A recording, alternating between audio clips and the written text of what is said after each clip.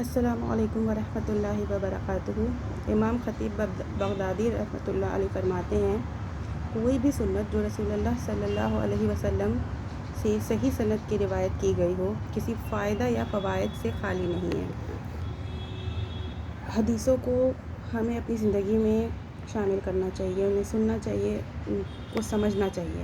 جس طرح سے ہم کو قرآن کو سمجھ کر پڑھنا چاہیے، ویسے ہی ہم کو حدیث بھی سننا اور سمجھنا چاہیے۔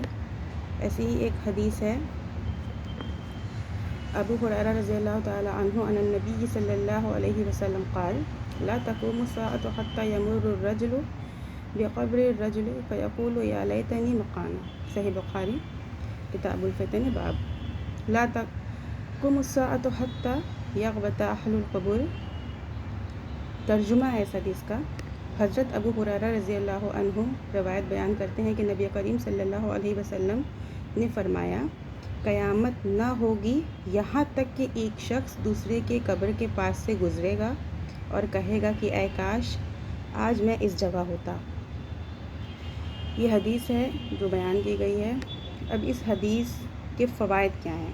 اس حدیث کے فوائد کیا ہیں؟ نمبر 1، قیامت قائم ہوگی، یہ حق ہے، اس میں کوئی شک نہیں ہے قیامت کے قائم ہونے میں۔ مردے کو قبر میں دفن کرنا چاہیے، اس حدیث سے یہ بھی ثابت ہوتا ہے۔ اس حدیث سے پتہ چلتا ہے قبر نمایاں ہو، اس میں کوئی مذائقہ نہیں ہے، البتہ ایک بالشت سے اوپر نہ ہو اور پکی نہ ہو۔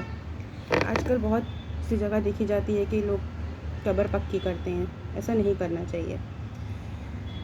قرب قیامت آدمی چاروں طرف سے فتنے میں گھرا ہوگا، برائی بالکل عام ہو جائے گی، جیسا کہ آپ جانتے ہیں کہ آج کل بھی معاشرے میں ہمارے ایسی بہت سی برائیاں عام ہو چکی ہیں۔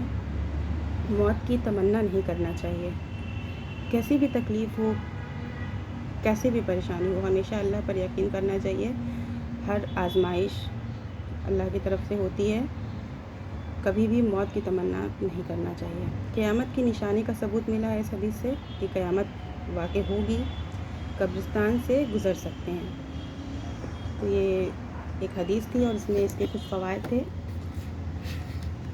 ایسی ہمیں اپنی زندگی میں حدیث اور قرآن کو شامل کرنا چاہیے، سننا چاہیے، اپنے گھر والوں کو بھی دینی تعلیم کی طرف متوجہ کرنا چاہیے کہ لوگ زیادہ سے زیادہ دینی تعلیم حاصل کریں، کیونکہ آج کل ہمارے معاشرے میں ہمارا معاشرہ ان چیزوں سے بہت دور ہے۔ تو ہمیں چاہیے کہ ہمیں اپنے گھر میں ایسا ماحول بنائیں کہ لوگ سنیں حدیث کو، قرآن کو سمجھ کر پڑھیں، حدیث کو سنیں، اس پر عمل کریں۔ السلام علیکم ورحمۃ اللہ وبرکاتہ۔